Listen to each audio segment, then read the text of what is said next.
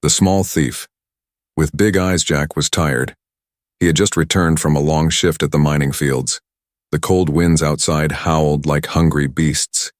He lived alone in a small metal cabin on the edge of the human colony. No one ever visited.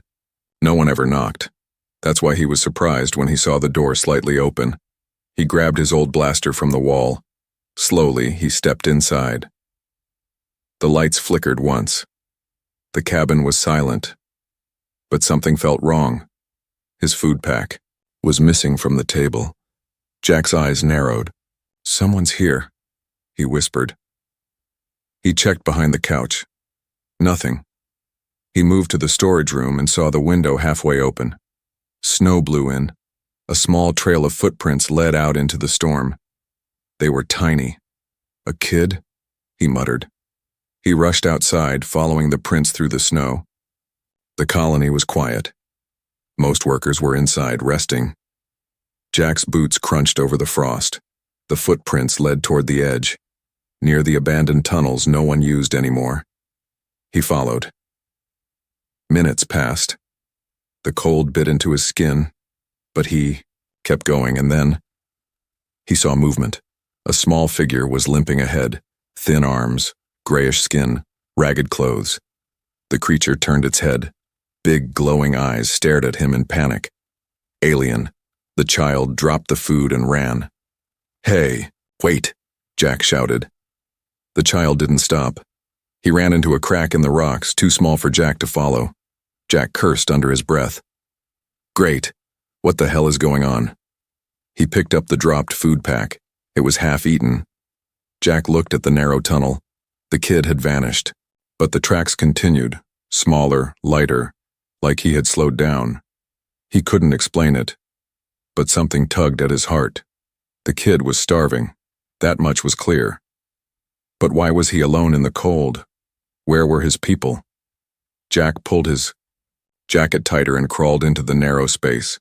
The tunnel opened into a small cave. Dim light filtered in through a hole in the rock. Inside, the air was warmer. Quiet. Jack saw them. The child knelt beside a sleeping figure. A woman, also alien.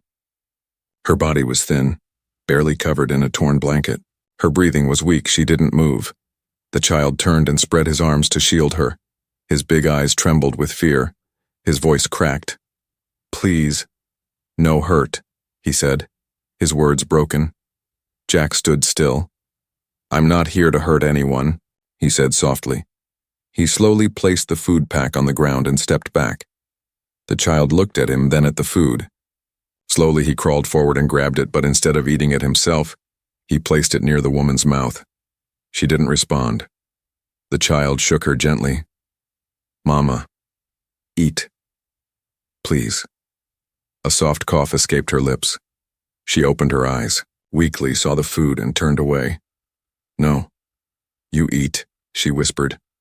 The child cried. "You first." Jack watched the scene in silence. His heart ached. They weren't dangerous, they weren't thieves, they were desperate. He knelt down and pulled out his water canteen. "She needs this more than food," he said.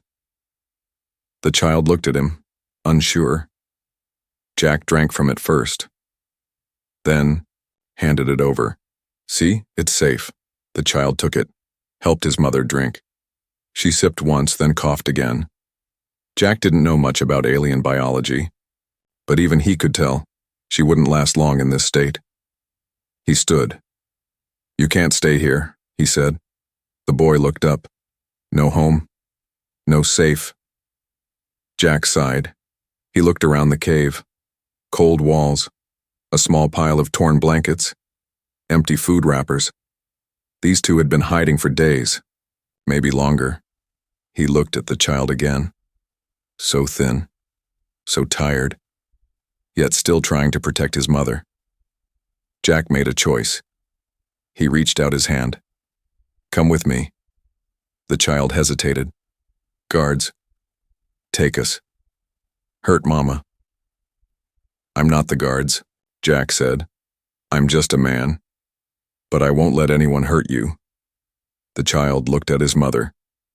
She barely nodded, too weak to speak. Slowly, the boy took Jack's hand. Jack bent down and gently lifted the woman in his arms. She was light. Too light. He looked at the child.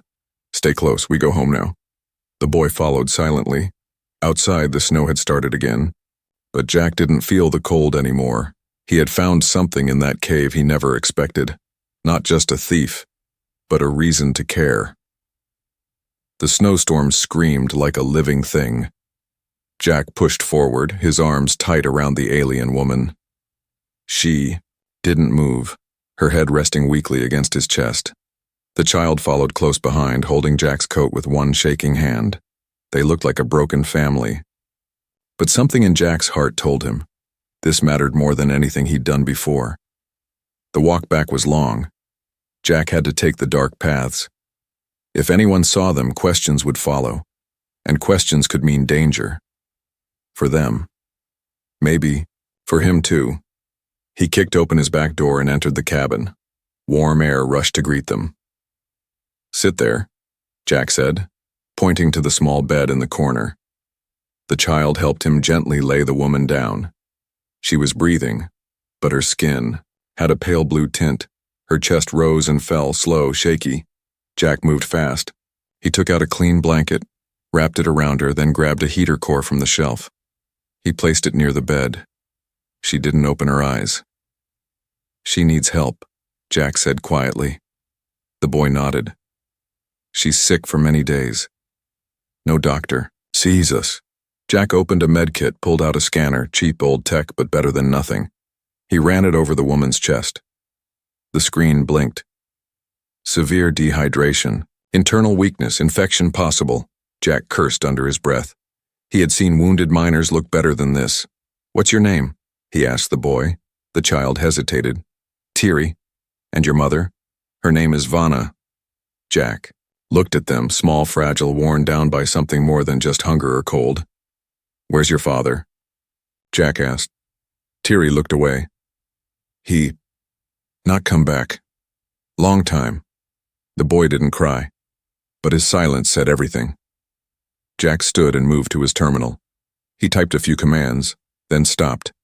If he logged anything now, someone might track it. Even a single message could raise flags. These aliens, they weren't registered. And on this colony, unregistered meant illegal. Jack stared at the blinking cursor. Was he really ready to risk his name, his job, for strangers?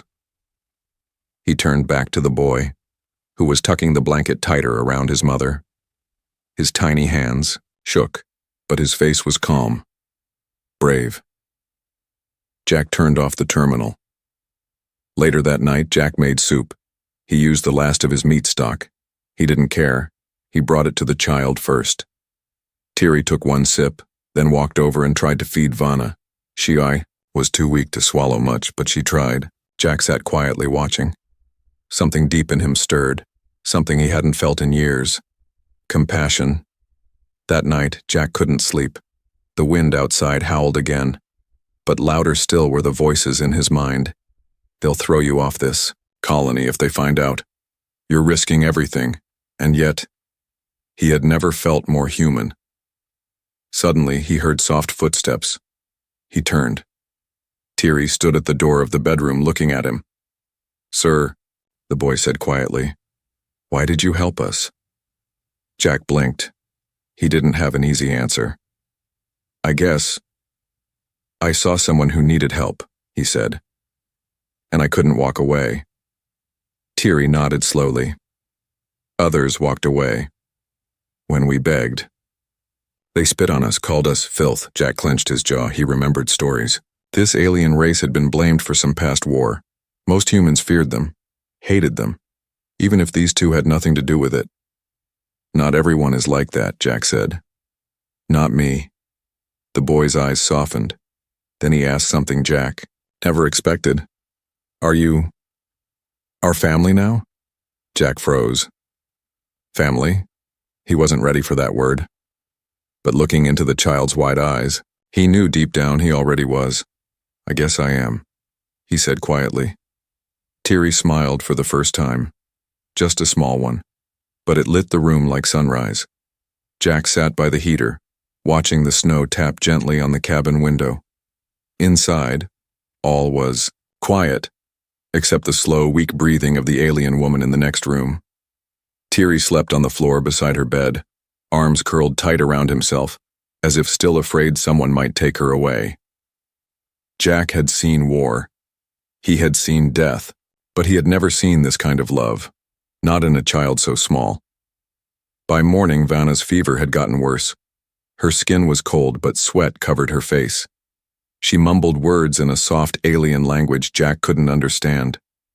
Thierry held her hand, whispering, "Mama, stay, please." Jack placed a wet cloth on her forehead. "She needs real medicine. My kit's not enough." The boy looked up, eyes filled with a quiet pain. "We tried before, they shut doors, no one helps us." Jack stood, anger burned in his chest now, not at Thierry, not at Vanna, but at the system, at the rules, at the humans who chose paperwork over kindness. He walked to his supply shelf and grabbed his coat. "Where are you going?" Thierry asked. "I'm getting what your mother needs." The colony clinic sat at the center dome, clean, bright, full of glass and metal. Jack walked in like any other worker. He waited his turn, then stepped up to the counter. "I need antibiotics," he said. "Respiratory infection, maybe worse."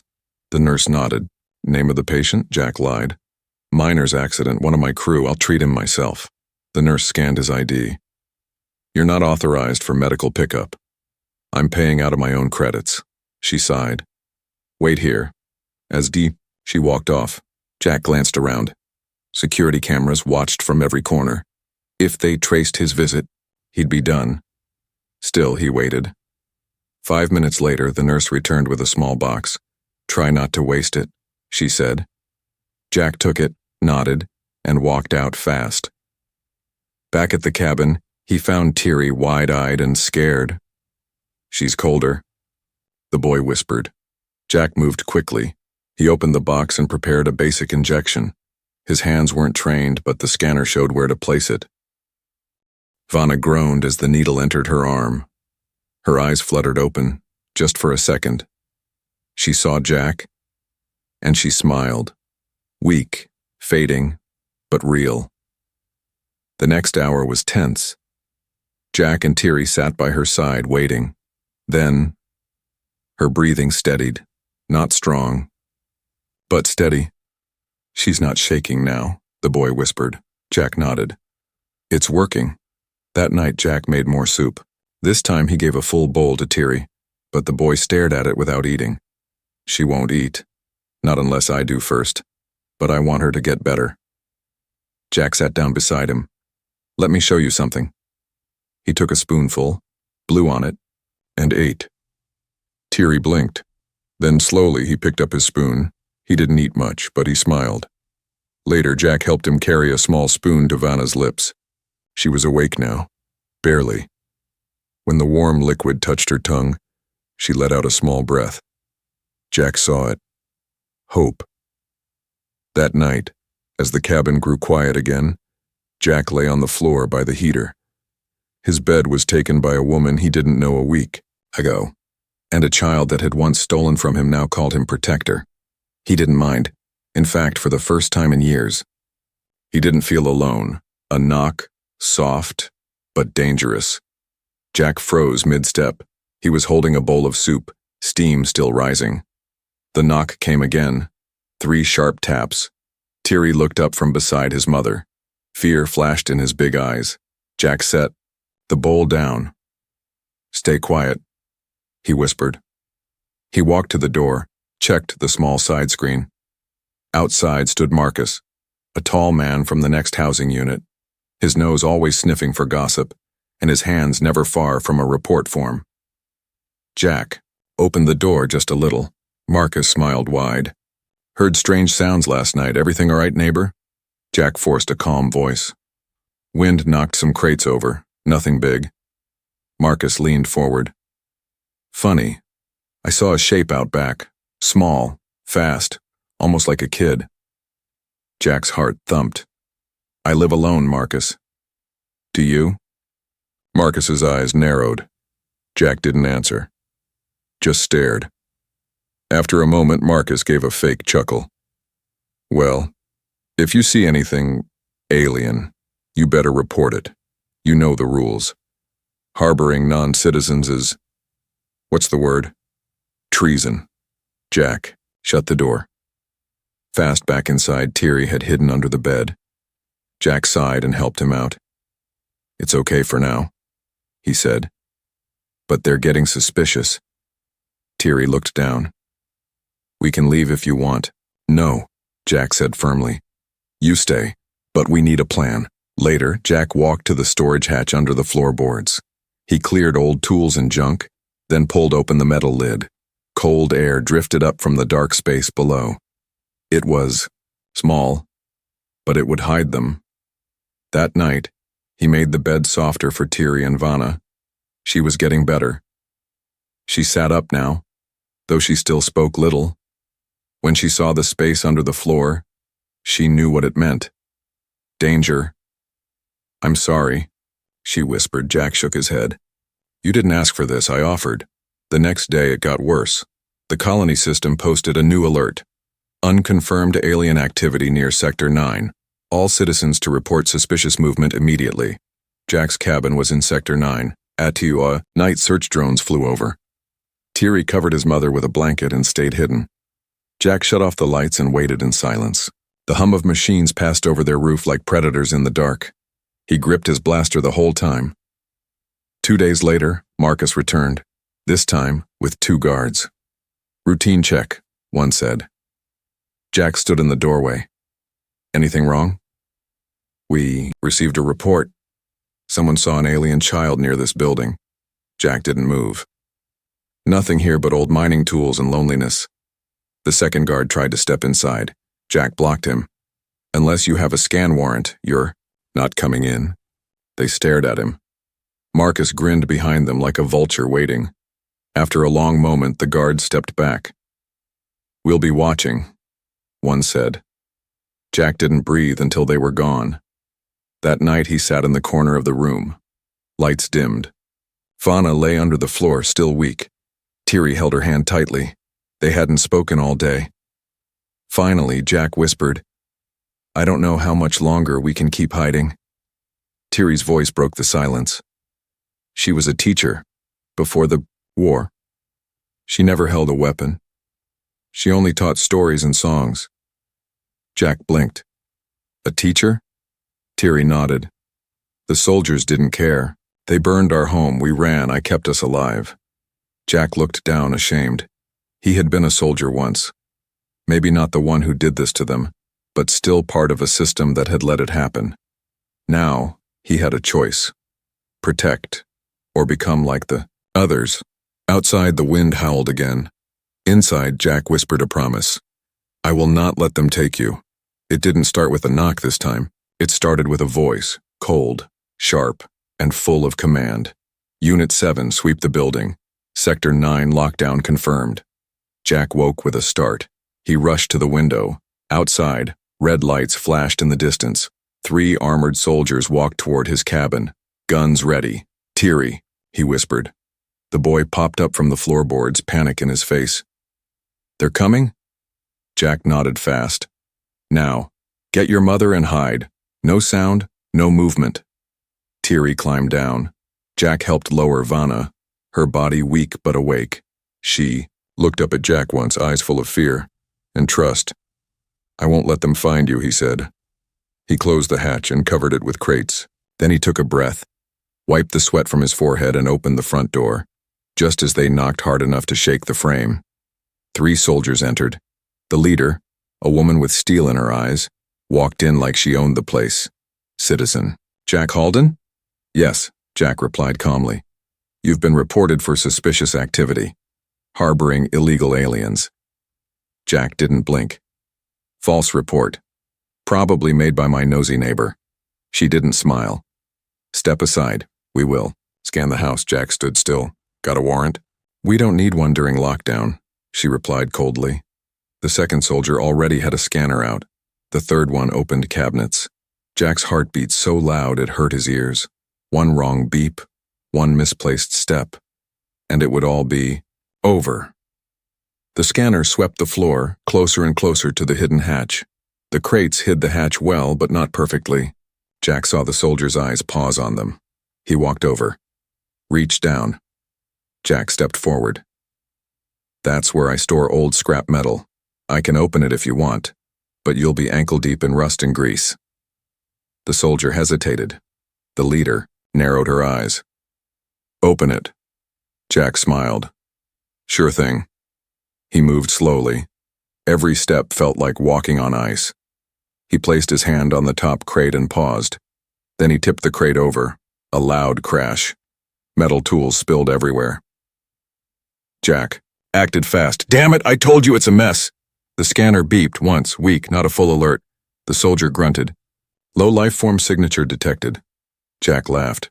Probably the rat that's been chewing my wires for 2 weeks. The leader didn't laugh, but she turned away. Let's go, she said. The soldiers marched out. Jack closed the door, locked it, then stood still. Not breathing, not moving. Then, a knock from inside the floor. He rushed over, opened the hatch. Thierry was shaking. Vanna held his hand tightly, tears running down her cheeks. But she was silent. Jack crouched and pulled the boy up into his arms. You did good, he whispered. Both of you. That night, Jack sat in silence. Something had changed. The colony wasn't safe anymore. Not for them, not for him. Keeping them hidden was no longer enough. He had to get them out. He stared at the old communicator on the shelf. It was dusty, unused, but it still worked. He picked it up, dialed a number he hadn't used in 5 years. Familiar voice answered. Jack? You're still alive? Jack breathed deep. I need a ship. Quiet. Fast. No records. Silence. Then, what did you do? I didn't do anything, Jack replied. I just have found someone worth protecting. The voice sighed. You always had a hero problem. I'm serious. I'll come, the voice finally said. But you owe me. Jack looked over at the sleeping boy and the exhausted mother, beneath the blankets. No, he said. I think I'm finally paying back what I already owe. The clock blinked 23:58. Outside, the colony slept under a stormy sky. But inside Jack's cabin, no one was resting. Not tonight. Thierry held his mother's hand as Jack packed the last of the supplies. Food packs, thermal blankets, water, a stolen medicine vial he'd swiped earlier that day. Everything had to fit into one bag. No second chances. No turning back. A quiet knock on the back door. Jack opened it to find a short, grizzled man with a thick coat and an old scar across his jaw. Des, an ex-smuggler, Jack's old war buddy, and their only hope. Des looked around the room and spotted Vanna lying on the small couch, her eyes half closed, her chest rising slow. So, this is who we're risking our necks for? He asked, raising a brow. Jack didn't smile. You don't have to come. Des sighed. You called me, Jack, that means it matters. He looked at Thierry. The boy didn't speak, just nodded. Something in that silent stare must have reached Des, because he turned and said, We've got 20 minutes. After that, the patrol sweeps the sky. If they catch us, it's over. Jack nodded. Then let's move.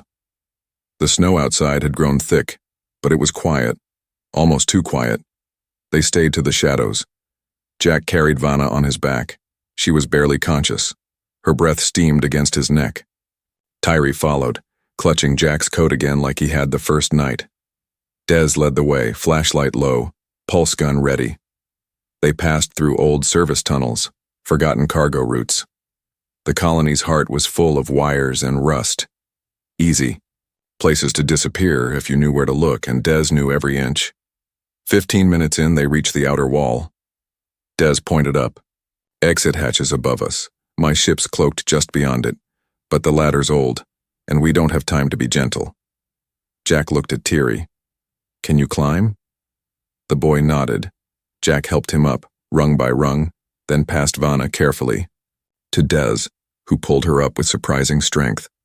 Suddenly, a sound, a drone. Close. Lights flashed through the cracks above. Jack whispered, "Go. I'll hold it off if I have to." But Des growled, "You're not dying today, idiot." They all froze in place, hidden behind crates as the drone passed overhead. It hovered, paused, moved on. Jack's heart only started again once it was gone. They reached the hatch. Des opened it. Cold air blasted in. Beyond, the stars stretched wide, across the black sky. And floating quietly in the distance, a small beat-up freighter, cloaked and waiting. Vanna groaned softly as Des lifted her into the airlock. Thierry scrambled in behind her.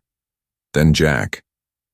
As he turned to close the hatch, he saw them flashlights down the tunnel, voices, footsteps, Sector 9 breach confirmed. This way. Jack slammed the hatch shut. Inside the freighter, Des didn't waste time. He ran to the pilot seat, flicked switches, cursed under his breath. "Engine's cold, give me 30 seconds. Jack held the blaster tight and watched the loading ramp. Thierry clung to his mother. 20 seconds. A loud clang hit the ship. "They found us," Des shouted. Jack aimed at the ramp, just as it began to glow red from a torch outside. "They're cutting through." Jack turned to Des.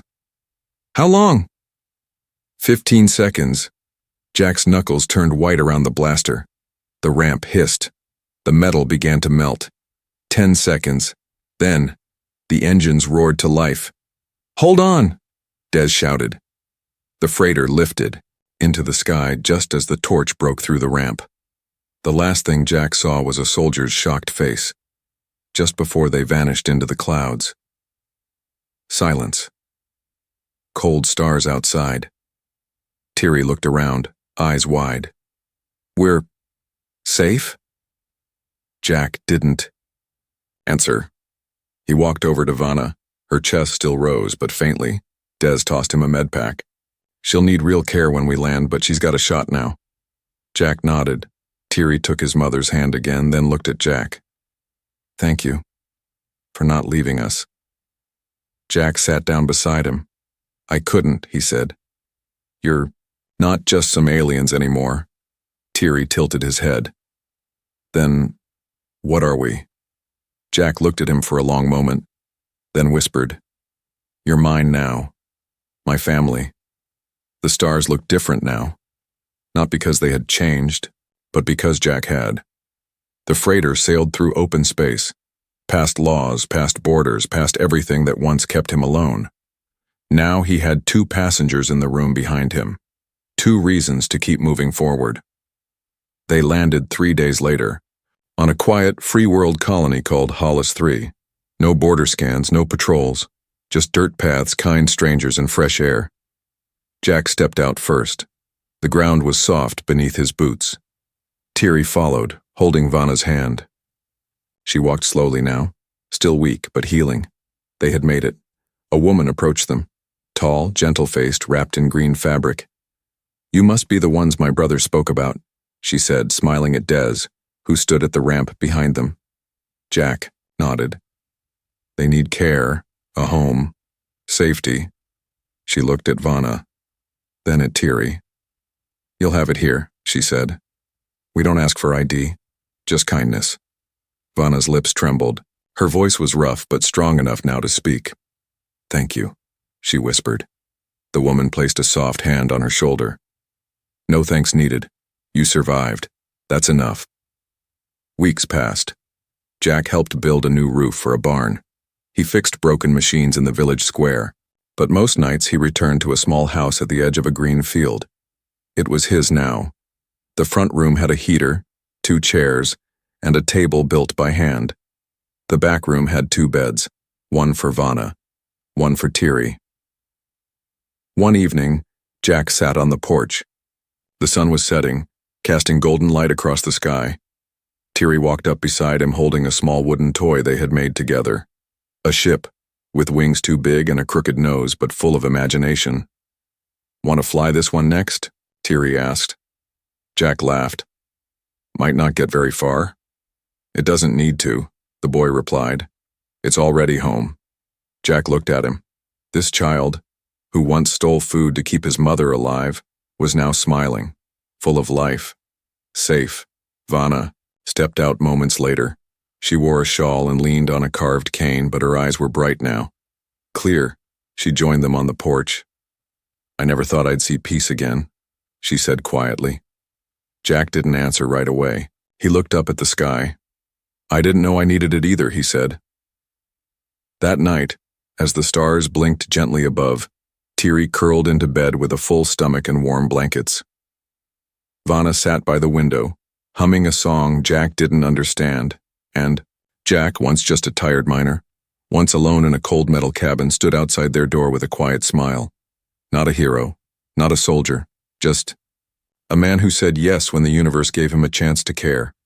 One act of kindness had changed everything. They were strangers once, but now they were a family, and nothing in the galaxy could take that away. Final line, spoken in voiceover style. He thought he was just giving them shelter, but what he gave them was a future.